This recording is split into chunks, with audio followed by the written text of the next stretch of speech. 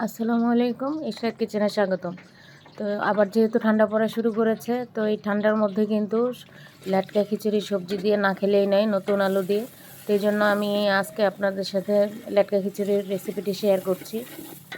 আমি এখানে সবজিগুলো দেখিয়ে দিলাম, আর এখানে আমি মশলা কষিয়ে নিচ্ছি। প্রয়োজনীয় সব মশলা, পেঁয়াজের কলি তো অবশ্যই দিবেন। তো দিয়ে মশলাটাকে খুব ভালো করে কষিয়ে কষিয়ে নিয়ে এর মধ্যে আমি সবজিগুলো দিয়ে দিলাম, লাউ, পেঁপে, মিষ্টি কুমড়া, তারপর নতুন আলু একই সাইজের ছোট ছোট আলুগুলো। তারপর এখানে দিয়ে দিলাম কাঁচা টমেটো, আর ফুলকপিটা অবশ্যই পরে দেবেন।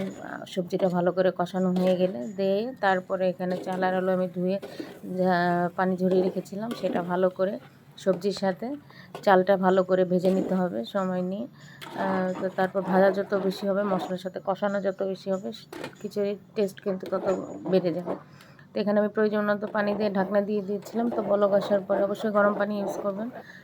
তো গরম পানি দিয়ে কোনো রান্নায় ব্যবহার করলে খাবারের টেস্ট বেড়ে যায় বহুগুণে। তো যখন খিচুড়িটা সব কিছু সেদ্ধ হয়ে এসেছে, সবজি চাল, তখন আমি দিয়ে দিলাম পালং শাক অনেকগুলো। তো পালং শাক দেওয়ার পরে এই যে আমি বারবার এই যে নেড়ে চেড়ে দিচ্ছি। আর অন্য একটি প্যানে আমি বাগারে পেঁয়াজ, রসুন, শুকনো মরিচ আর জিরা দিয়ে একটু বাগার তৈরি করে নিলাম।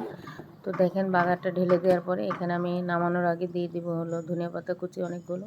আমার খিচুড়ি কিন্তু অলমোস্ট ডান রান্না করা। মাশাআল্লাহ, কালারটা কিন্তু অনেক সুন্দর হয়েছে, আর খেতেও কিন্তু খুব সুন্দর ছিল। আমি খিচুড়িটা আজকে গরুর মাংস, নতুন আলু দিয়ে ঝোল, ধনিয়া পাতা ভর্তা, শসা আর লেবু দিয়ে পরিবেশন করব। এই যে ঠান্ডা মানে চুলা বন্ধ করে দেওয়ার পর অনেকক্ষণ চুলার উপরে রাখার পরে এই যে আমার খিচুড়ির ফাইনাল লুক। তো এইরকম নরম নরম খিচুড়ির সাথে গরুর মাংস দিয়ে খেতে আর ভর্তা থাকলে আর কিছুই লাগে না।